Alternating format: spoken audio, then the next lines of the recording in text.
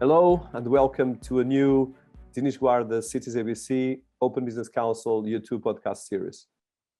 We are here once again, and this time with a guest that has been with us previously and someone that I deeply respect. That's why I brought him here again, Eric Javerbaum.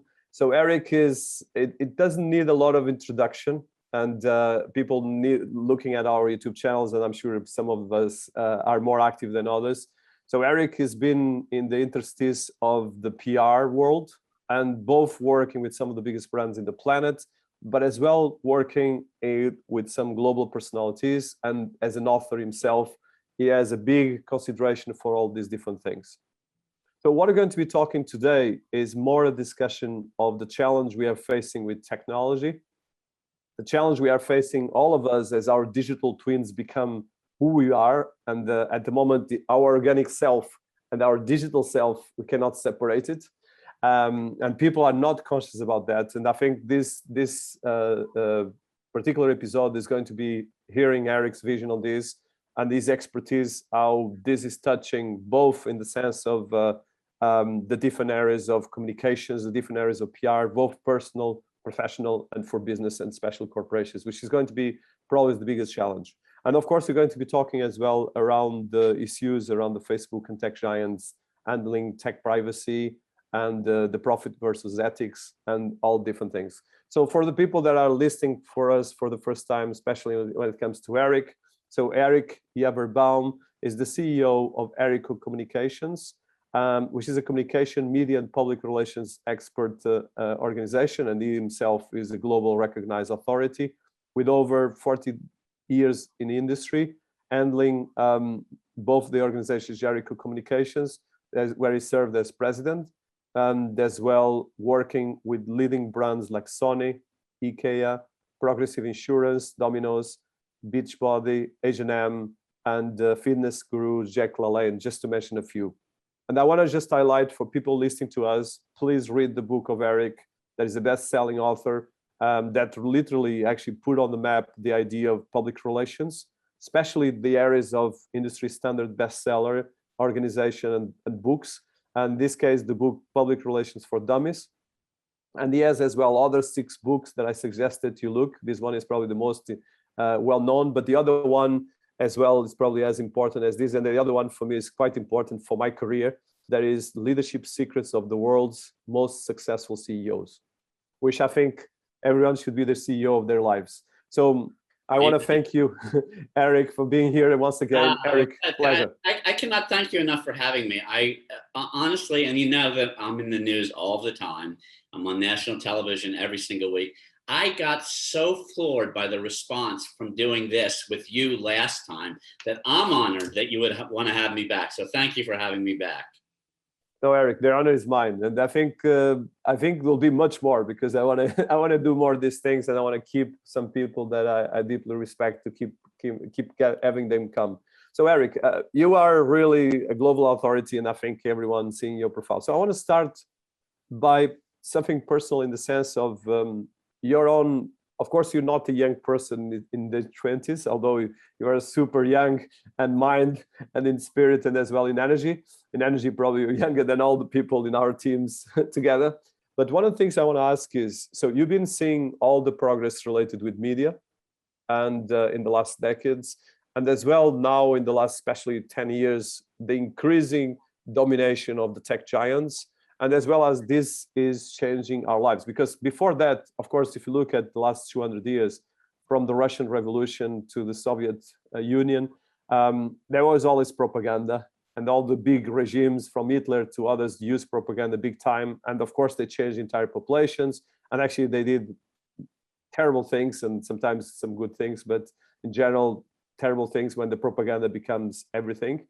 And what we're seeing now is a much more, I would say, at least from my side, the biggest challenge I'm facing is the velocity, the disruption sense, and as well how this is touching our lives, both personal, professional, and even emotional. Because of course, if we pick right now what has been happening in the last 1 year, we're talking about from Brexit to COVID to vax, anti-vax, to all these things. This is creating a complete chaos of information. And as well, this creating a lot of bubbles. It's the bubble. If you are in Facebook, you get the bubble of Facebook. If you are in Google, the bubble of YouTube.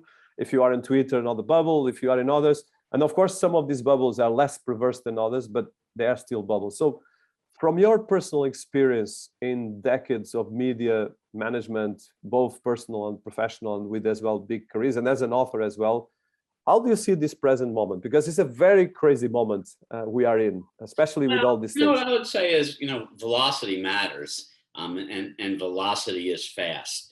One of the books that I wrote was called Digital at Speed, and I literally had to write it fast because as soon as I finished a sentence, my information was already out of date. And, my clients will ask me and pay me, or my agency, to handle social and digital media for them. The first thing I say to them is, I have no idea. I can tell, it won't matter what I tell you, by the time I finish the sentence, it's going to be out of date. And, information dissemination, the way that we get our news, the way that we get our information, the way that we make decisions, the ground's been shaken underneath our feet, my entire career. When I was younger, a friend of mine, his name was Danny Schechter, wrote a book called The More You Watch. He was a producer at 2020. 2020 used to be competitive. I mean, neck and neck actually was 60 Minutes. They were the primo news shows on the air.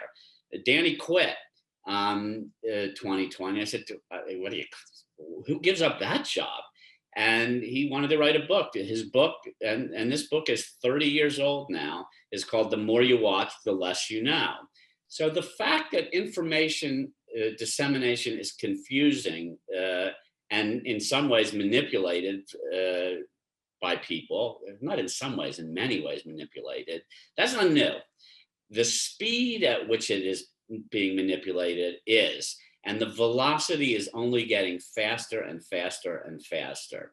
So the big question is where do you go for accurate information anymore? How do you judge? I was an early adopter of social media. I knew that social media was going to be changing the way that we got information. I knew somebody would tweet their way into the White House. I literally said it on national television many years before it ever happened. How do we, and here is the thing about social and digital media for all of us is they're great tools for us to use. The problem is the dynamic, which people do not realize, is we're being used. We're actually the product. So we think that we're using the Facebooks of the world for ourselves as tools for ourselves. Facebook's using us. And what people don't realize, and look, I'm in equal opportunity. I use them all. And I'm trying to figure all of them out in real time, which is not too easy to do, as evidenced by, the news of the day on any given day. How do you use these tools and not let these tools use you? And here's the big problem. And this is if just as one example, you got an Apple product. When you download an app, I don't care what the app is, when you sign onto your phone, you will check, everybody knows about this, that you scroll all the way down on the terms and conditions and you check the box. When you check that box for terms and conditions because you want that app or whatever it is that you got on your phone, you've literally given away everything about your life. And you didn't even read the agreement because nobody reads the agreement. And the clauses that are in the terms and agreements that we all do on a regular basis, you would not believe how in depth they go into what you are giving away on purpose, and you don't even know it. This is kind of the biggest thing, and this in itself is an entire book, but as well as an entire, I think the biggest challenge is the awareness of that. I think in a very theoretical level, everyone kind of understands that now, but the challenge is that people are in fragmented situations and they don't have the conscious how this goes to the details of their lives. So my next question, yeah, go ahead. I mean, part of it is, I like everything convenient. Got to be fast. Got to be, I need it. I need it now. Amazon better get me the product tomorrow, whatever it is. But the problem with, surveillance capitalism, which, also that's been in play for over a decade, if not longer, basically preys upon what I'm already predisposed to thinking. So when you come to what I've always said, in real life, when you come to a fork in the road, take it. Meaning pick, go right or go left. You decide. With all the information available to you, you make a decision. The algorithms, with social media, with Google, all those algorithms, which are learning more and more and more about your life. So when I get up in the morning, my phone is telling me, what clothes to wear for wherever I'm flying that, in that given day. It's like, how do you know? Or which route to take, or where I can and can't park my car. I just woke up. How do you know all this? How do you know what I'm doing today? And everybody knows this about Facebook as an example. Or I shouldn't say everybody. Clearly, everybody doesn't know. But the algorithm, and it's not just Facebook. It proliferates all over the place. Is guiding us down paths we're already predisposed to taking. And the thing about it is that, look, I'm colorblind. I wear black and white clothes a lot. So they're going to take the colorblind guy down the colorblind avenue always. And I'm going to be predisposed to going there because I can't see colors like everybody else. I should be considering all the possibilities. I should not be letting the internet is using me as a tool, as opposed to me using it as a tool. And I think people have to be very cognizant of that. Otherwise, artificial intelligence is going to take over our lives. And I would rather be in charge of my own life. Let me go for a very specific question. Is one of the questions that keeps me awake at night. So we have now, of course, we always had the physical organic self, but now we have a digital self and a digital twin that keeps even after we die. Okay, and on the digital self, even the people that delete most of their stuff, you can always find the track record. Like you mentioned, if you're using any kind of master technological big corporation device, they know everything about us. They know our schedules, even our health, because let's say the way you walk, they know what's your heartbeat. So they can actually understand if you're going to have an heart attack first than you or your doctors.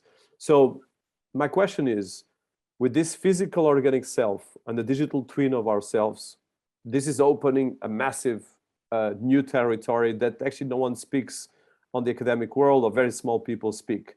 So as a PR expert, an author, business person, and as well a thought leader, how do you see this intertwine between the organic self and the digital twin? Because the digital twin becomes as well a PR and an IP, for good and for bad. Part of that is not managed by us. So I want to touch this because it's really a big thing that I would like to hear from you. I don't, it's interesting to me because, while I pontificate on and on about, I'm going to use these mediums. I'm not going to let these mediums use me. But I wake up in the morning and the medium is telling me all, so how good am I doing? Not too good. And I'm pretty educated about it. And I guess lecture at universities frequently. I get real-time feedback from kids in their 20s. And as you pointed out in the opening, I'm older now. In order for me to stay relevant in the industry that I'm in, I got to think like a 20-year-old, and they think like that. And what I say to the 20-year-olds, and I have an army of them that work in my organization, is the only thing faster than you is a 10-year-old. And if I was able to employ 10-year-olds, I would say to them, well, watch that kid in the stroller. He's going to clock you too. You see the kids in the stroller with their iPads, with their iPhones, jumping around like that. How are we to keep pace? We were not born digital. However, the world is digital now. The whole notion of a twin is, this is what I say about everything that you do on the internet. If you won't do it in the real world, don't do it on the internet. It is the real world. And the differentiation, and look, I have very high profile clients who are very concerned about all sorts of security issues in their real lives. They're equally as concerned in their digital lives. How do you navigate all of that? And I'll just give you like one example. Like and I have as you know, I was banned for life from Twitter for quote unquote election interference, which was hashtag vote. That's what got me banned. And I haven't really made any sort of a Herculean effort to get back on Twitter, but I am on all the other social mediums. Twitter used to be the most influential one for me. I do believe Twitter is the match that lights a news cycle. But I'll take an Instagram as an example, because I want to play on Instagram because I want to understand the medium. I use it 100% Instagram for physical fitness. I try to be inspiring. I try to give, it's a snapshot of my day, which is every single solitary morning. It's a snapshot of my personality, which is very goal driven. I make a plan, I stick to the plan, I'm transparent about the plan, I'm accountable for the plan. I can use Instagram for all of that. And I can actually inspire people to get in health and wellness. I can do that. And, you know, I have I don't know if I'm going to call it a significant following, but significant enough of a following on Instagram. Just doing that. That's not my whole day. Boy, I look really happy in the morning. You know, nobody's happy 24/7. I have to say, I've lived a great life, and you know, I'm an optimistic, positive-minded person. But nobody has 24/7 happiness and looking like you do in that picture. That's what Instagram is. And you see all the studies coming out now, what this is doing to teenagers, teenage girls in particular. It's devastating. It's terrible. It has real repercussions. What I try to do on a medium like Instagram, because I do want to inspire, and people are interested about, nobody really, I mean, nobody cares about seeing a picture of me lifting weights every morning, which you're going to see if you go to Instagram, some version of whatever my exercise program was. The lesson in the words every single solitary day is supposed to motivate people. And then you can go to my story if you want to see, I don't know what TV show I was on, or whatever celebrity I was hanging out with, you know, that particular night, which people care about.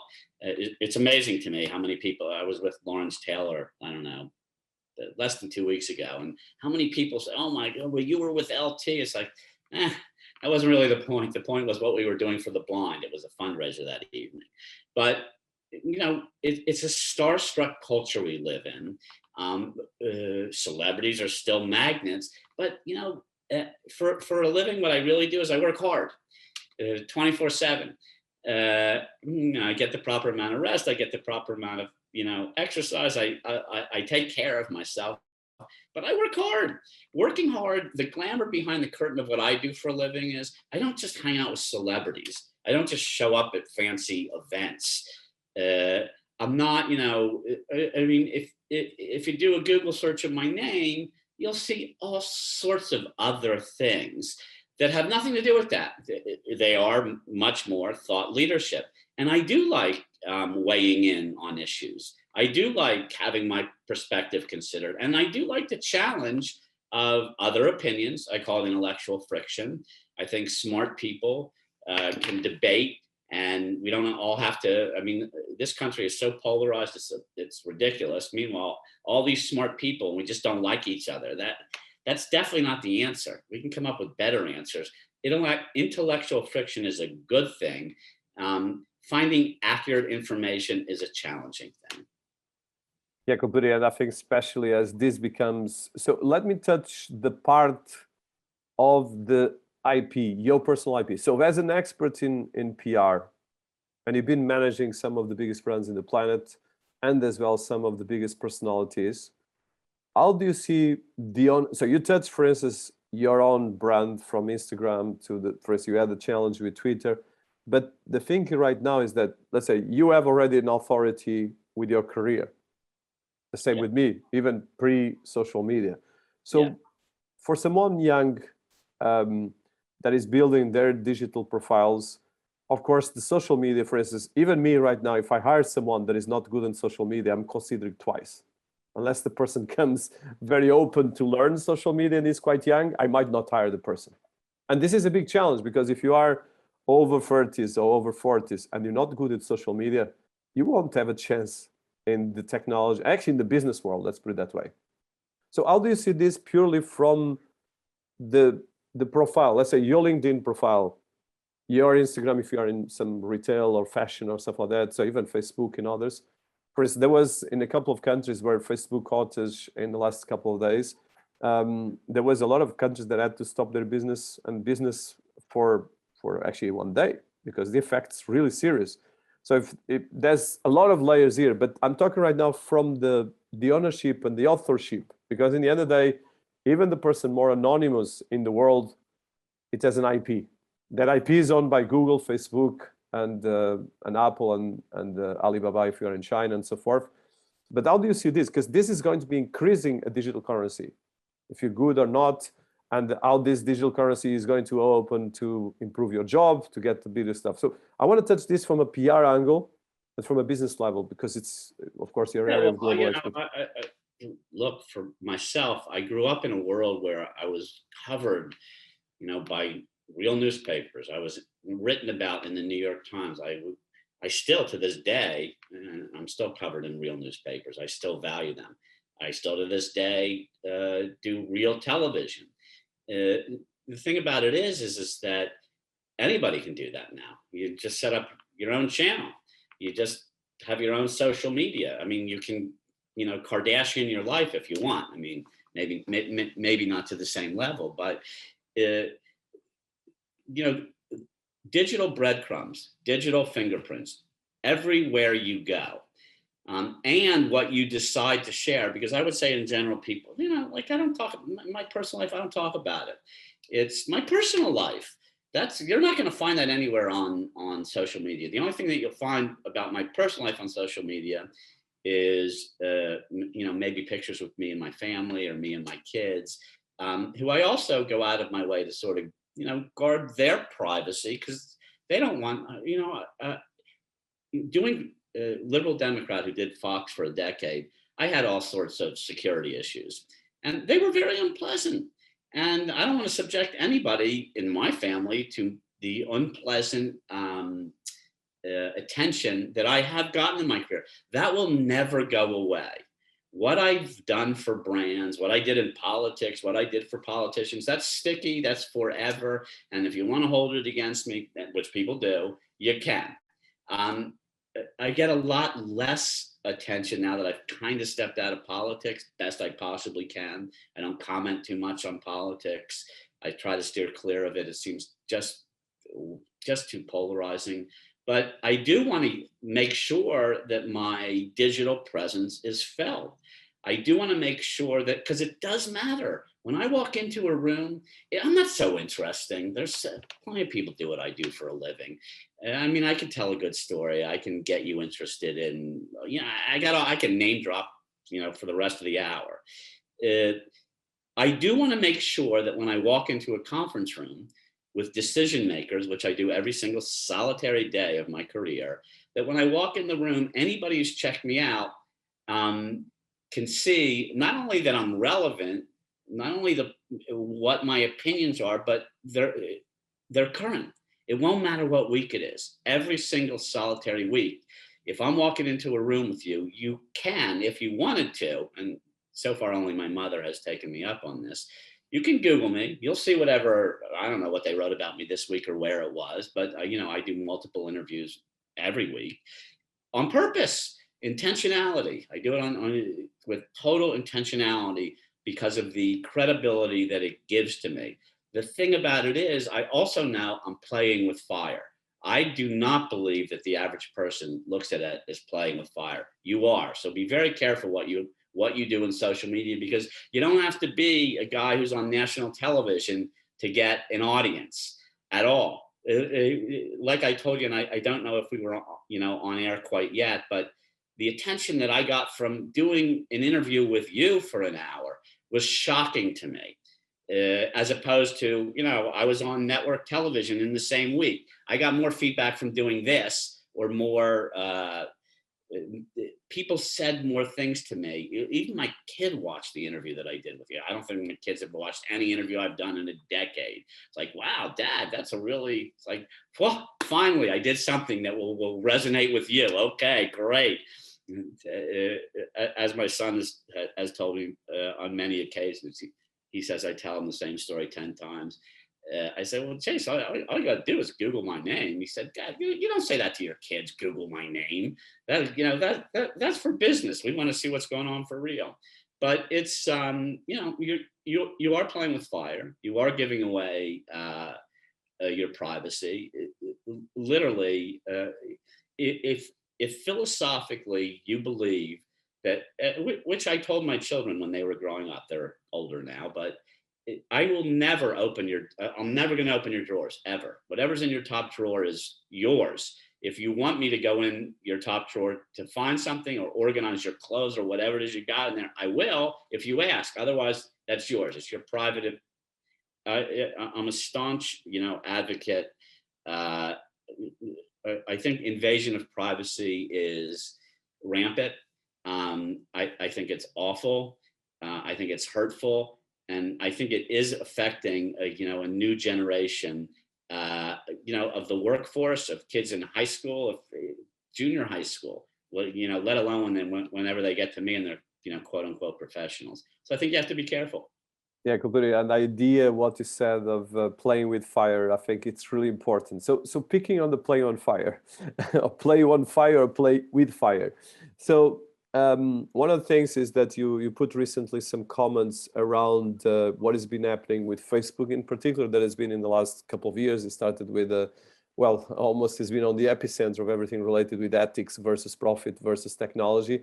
But this is much bigger than just Facebook, and you all are part of this. I think here, to be honest and to be fair to Facebook, I want to touch this in a particular different way. Okay, there's of course a denial of the problem that Facebook is facing from our organization of Facebook that has very reputable people, and of course we have one person that is Mark Zuckerberg, that nothing personal against him, but he's the most powerful person in the planet from a digital perspective because he has power and he has governance power over 1.5, close to 2 billion people.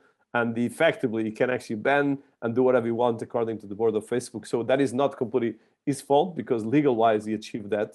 But it's as well a bigger problem that we're facing is that we all criticize, but we are all dependent of these technology platforms. And as well, there's a paradox. For instance, in my small scale, I had the privilege of working with a couple of governments, and I work with a lot of governments still. And what I found out is that there's two alarming, like I mentioned, playing with fire. In one end, there's people that don't even understand their house is burning. And the other ones, the ones that kind of knowing the house is burning, they want to put more fire on the house burning. And then there's another third ones, is that the ones that are living in some kind of twilight zone. So this is kind of the biggest challenge of our society, is that we have these three scenarios. Of course, the percentage that the ones that don't know that anything is happening are 99%. And between the 1%, we have the rest of the people. So, and of course, you are in New York, that is one of the global capitals, if not the global capital. And you've been working with all these personalities, from big brands to big different organizations. How do you see this challenge with the technology players and as well with the society around them? Well, it's quizzical to me. I mean, everything about my life, everything about my profession is a diversified portfolio. If you're marketing and Facebook is your storefront, just as an example, and a few days ago Facebook goes down, your store's closed, you don't have any control over that whatsoever.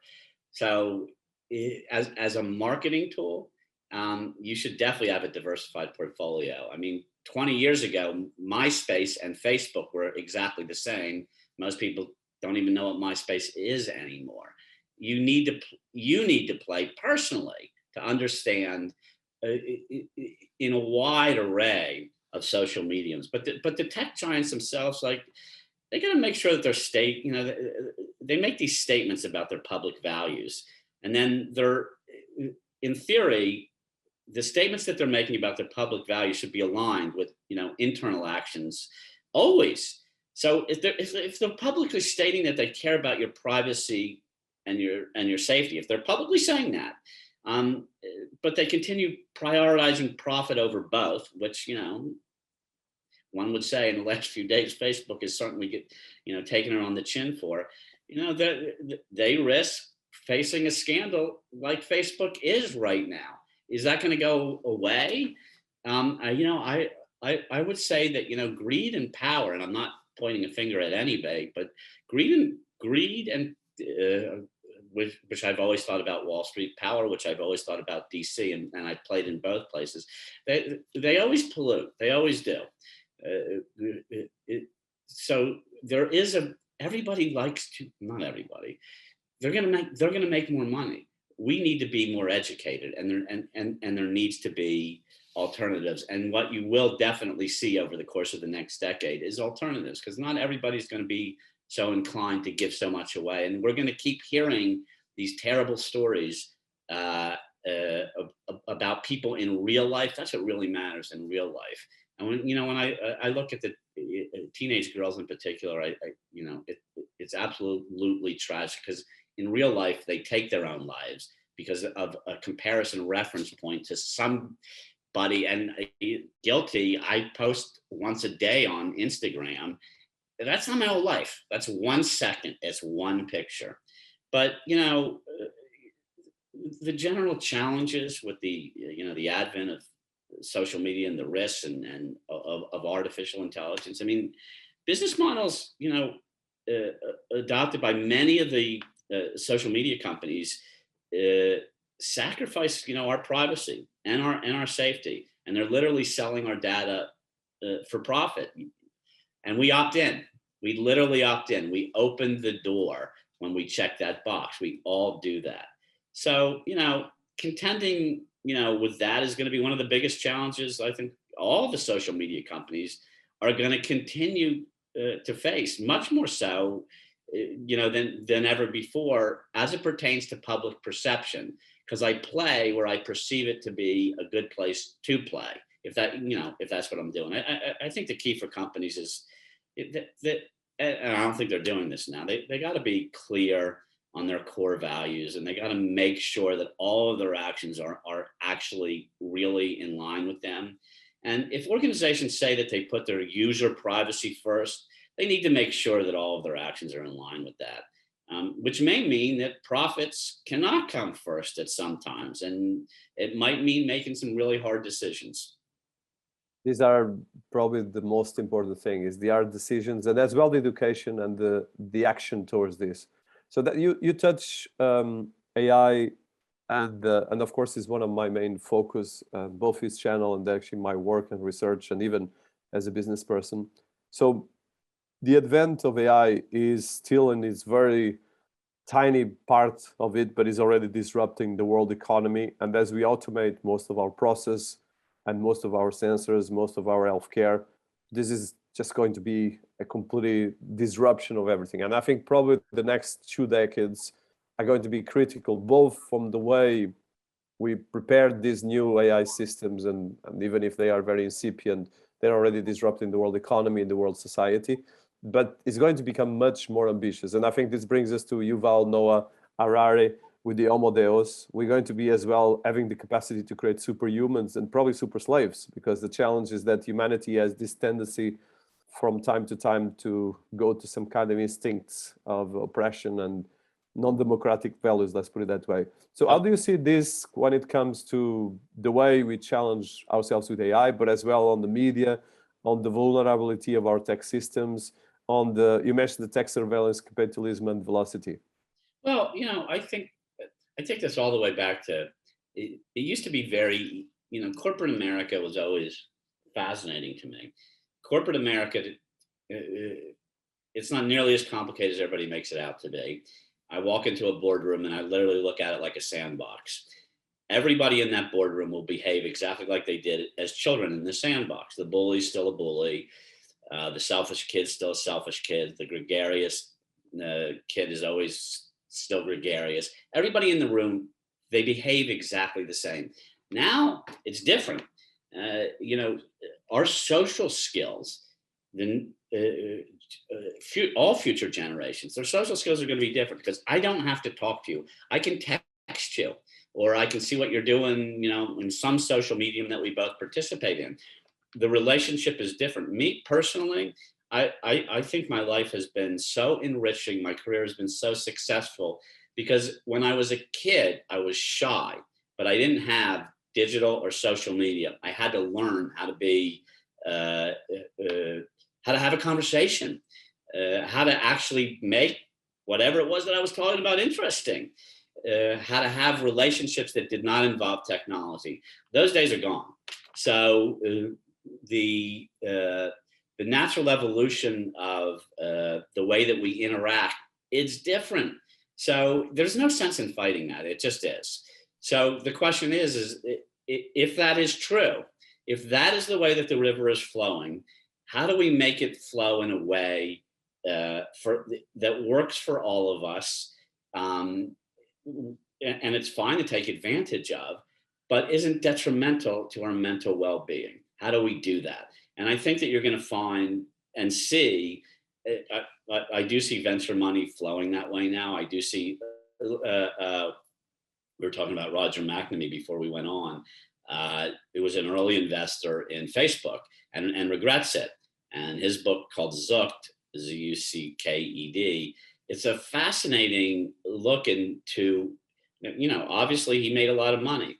I think if he had to do it all over again, he'd give all the money back and not be an investor. Instead, he's investing in things that somehow can help course correct what the Facebooks of the world have done. And that's a really challenging endeavor, but I think that you will see alternatives, in the future. And I think that people are becoming more and more educated on just how influential your technology is. If your technology is not a tool for you, you're using it wrong. And be real careful when you answer that question, because the way that technology is built, and AI is a primo example, is the technology is using us. It's not supposed to be that way.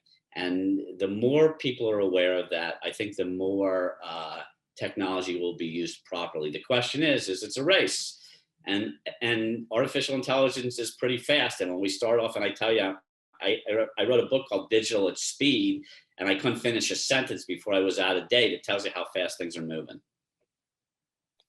Velocity and AI, this is a kind of another fire, like you mentioned.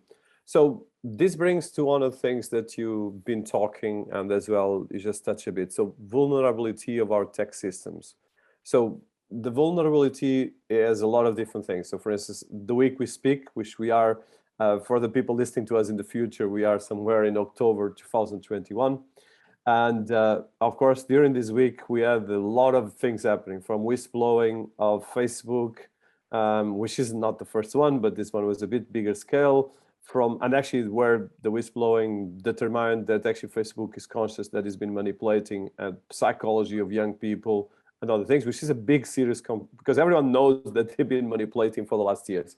But now we have proof they've been manipulating children and teenagers, and they know how nefarious some of the addition things they have that I think we all like as well. We need to be fair as well. This is not just putting all the blame in one side. But the vulnerability took as well the outage of Facebook group for around 6 hours or something like that during one day.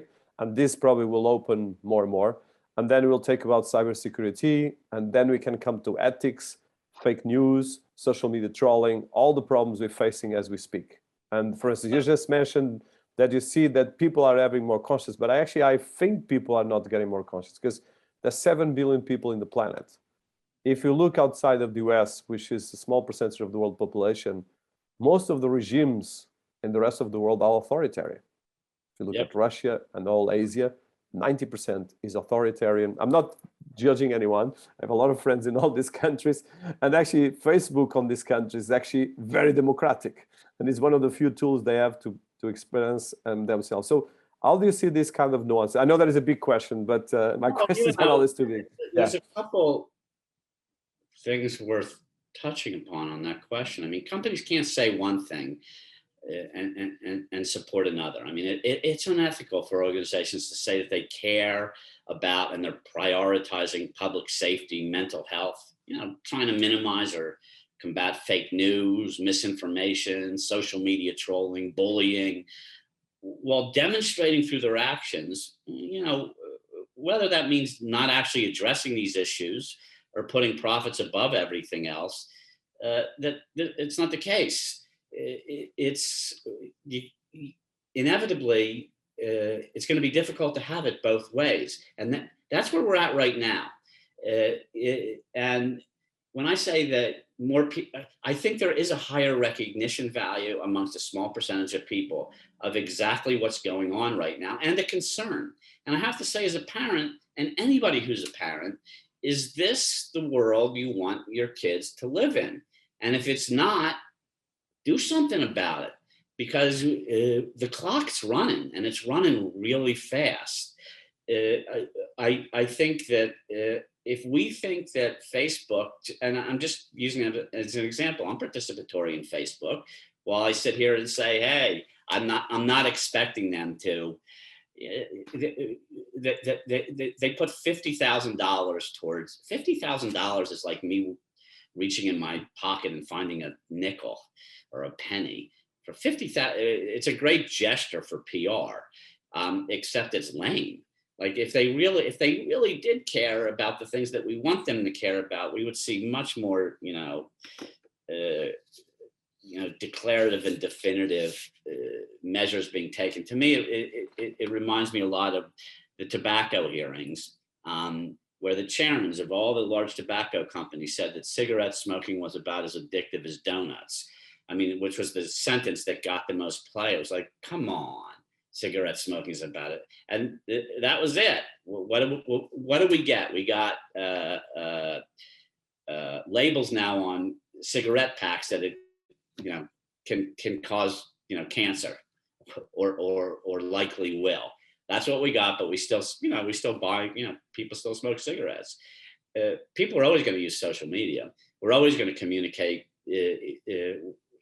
It's very appealing. It's very attractive to do everything fast. We all opted, we all use our cell phones all day long. We just should not forget each other along the way, and trying to figure out a way to make it a safer place to play, like we've tried to do in the real world. Yeah, and I think that's a very good point, because it's like I used to say to my students when I used to teach that no one goes to the street naked, but in social media everyone gets naked all the time, and I think there's a consequence for that. But yeah, it's another more challenge on this. So one of the last questions, and I want to be conscious of your time, is PR crisis. Okay, this what is happening in Facebook for the last 2 years with non-stop is a massive PR crisis. They've been creating a lot of things to take the PR crisis, and this is not just with Facebook. This is a big thing with media, and these PR crises are going to be increasing more important, because there's shaming online. There's crazy people that put actually their personal sex life online and destroy the lives of their peers and the entire families and so forth. And as well, even say if you don't have conscious behavior on your own inside, of course you're going to pass that external. So how do you deal with the PR crisis, both on the corporate world and on the personal level, as this becomes increasing more digital? I mean, in the real world, I walked into real fires for, because I was paid to do that, real crises, and we walked out the other end intact. I've been doing that for 40 years in the real world. Now we're talking about a digital space. How do you do exactly the same? One of the things that I learned from one of my mentors of youth, from Elizabeth Dole, she said to me, the worst time to prepare was while the water was rising. The water's more than rising right now. I think authenticity and acting with integrity are essential for avoiding the type of PR crises that you're now seeing happening. I think that companies publicly stating core values, they got to be aligned with their internal mode of operation. Otherwise, you're going to see whistleblowers. And by the way, you've always seen, in our entire lives, I think back to, my first mentor, Henry Kissinger, and the things that he taught me about being inside the Nixon administration. When the press went after Nixon, that was a first. It never happened before. The press literally let, ex-President Kennedy walk across the street to the Hay Adams, which is the hotel right across the street from the and do whatever he wanted, and never said a word. Things changed with the Nixon administration. The press went after a sitting U.S. president, and suddenly, politics is now one scandal after another. All of the lessons from the real world can apply to lessons, in a digital world. I mean, once companies find themselves in a crisis situation like Facebook is right now, a sincere, with emphasis on sincere apology followed by decisive and meaningful action with an actual plan, of the changes that, need to be made and how to make them. That is the single best way to move forward. Otherwise, you're just bullshitting. And people see through that. Are you genuine? Will you actually do that? And by the way, can you? Because I haven't seen. I've seen baby steps, but that's all that they are. And when the harm is great, and this extensive, as it already is, longstanding and massive, meaningful course correction, it's the only way that you're going to repair public trust. Otherwise, you're not going to. I'm completely with you, and I think this is a great way to wrap up this. I know that you have limited time, so well, I think to summarize, sincerity is always the best of the things, but that is really a moving target. So one last question, if you have a bit more of a couple of minutes, is so very concrete examples. Okay, so because I think one of the things I've been learning is the devil is on details, and I keep saying this to my team, is that if you don't go through the details, we won't get a learning. So you mentioned, Eric, you mentioned massive names. Of course, Kissinger is an icon of the 20th century, and actually probably 21st, because it's still very impactful. Of course, we're talking about some of the biggest tech brands, and you work with some of the biggest corporations in the planet. So let's look at the list of 5 PR crises, action points, top level, of course. We don't need to go through the details of anyone in particular, but 5 things that you suggest for young people listening to us, or not so young, but people that as well are managing a business, because being sincere is of course very difficult, and especially if you're managing a team, and if you are a CEO like you and me, you might lose our kind of patience. We might shout at someone. We might do things we don't like to do. Of course, I think you and me have a bit of a conscience and mindfulness and empathy that a lot of people don't have. And I think they learn with their mistakes because they have a drive, they have an energy. And I've been finding people that are great people, but they're really not very easy to work with other people. And there are people that are not very great, but no one is a criminal by default. So that is, what I say about my own, life is that, I'm 60. The first 50 years were the hardest. That's when I took everything that I learned in the first 50 years of my life, and I've applied them to the last decade. The last decade has been so fulfilling for me. There's 86,400 seconds in a day. We all get the same exact seconds. You want them or not. I want mine. I'm going to take every damn one of them. It took me 50 years to learn that part. And the last decade, I feel like I fit 3 decades into the last decade. And the whole notion of, people always say, the way that I think is, I don't think I was born optimistic. I don't think I'm genetically wired for optimism. However, somehow, I'm so hopeful. It is the way that I look at the world. And, I think that, is the glass half full? Is the glass half empty? Who cares? If it's empty, fill the damn, fill. When this is done, I'm going to fill it up again. That's what I'm going to do. That's what I've been doing my whole life. It always works. Somehow, for me, and every crisis situation that I have ever been in my life, I walk out the other end. I always do. I count on that. It's part of the way that I work, and it's contagious. Chaos is contagious, so is calm. And I do think that individuals, because we're all our own brands now. Everybody's, anybody can, you don't have to be on national TV anymore to be a brand. You don't have to be on the front page of magazines to be a brand. Everybody should be very conscious of that. And it's particularly hard when you're younger to have any idea how sticky the things that you do will be for your entire life. And it's also hard to implore parents to tell their kids, when you're playing on the internet, be as careful as when you're playing outside. It's the same thing. If you don't do it in the real world, don't do it there. And I think corporate social responsibility became a big thing, 25 years ago. Every company wanted to present this image of being, socially responsible. And I can tell you that I would read magazines, and it would be the 10 best places to work list. If you're on that list, you're definitely one of the worst places to work. Inevitably, the best places to work in the magazines were the worst. They just knew how to fill out the forms the best.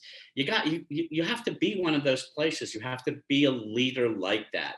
You have to, like, accuracy of information, passion of information, the way that we communicate. It's got to be genuine. If it's not, it's not going to get heard. You must be transparent. You got to be yourself. And I say, be real or go home. Be real or go on. And I think you mentioned chaos. So from the five, if I sincerity, organize the chaos, the half full glass, and be real or go home, it's 4. And I think I'll leave the 5 in a lot of other things. I would just say this, that, and I think I believe you asked me this in the last interview. One of my favorite books is called Thriving on the Brink of Disaster. Is how do you look at a chaotic situation and bring order to it? That's literally what we're talking about now. We have chaos. How do we bring order to the chaos? People people don't gravitate to chaos. I mean, I personally don't participate in drama. It's drama. I'd rather just keep my focus on the details that matter, not on the drama that always comes along with everything that I do and everywhere that I am. I don't participate. I've opted out of the drama. But that said, I'm very much opted in for being a positive influence to the next generation. It matters to me a lot. And I think that there's a lot of very, very responsible and powerful adults out there who can be more participatory than they are now. Just to make sure that I got the book, is the Tom Peters Thriving on Chaos and Book for a Management Revolution. Is this one? Yes. Okay, so I'll put the links. This one I never read, although I like Tom Peters, so it'll be in my list as well. Well, Eric, great book, yeah. Thank you so much, Eric. I think there's much more, but I'm sure you're going to continue the volume 3. I think this is the beginning. So a lot of insights for people listening to us. Eric is available on Instagram and as well, not on Twitter, but is available in other channels. We put again Facebook, the links. LinkedIn, you can find me anywhere you want. Hey, just Google me, you can find me, I'm available.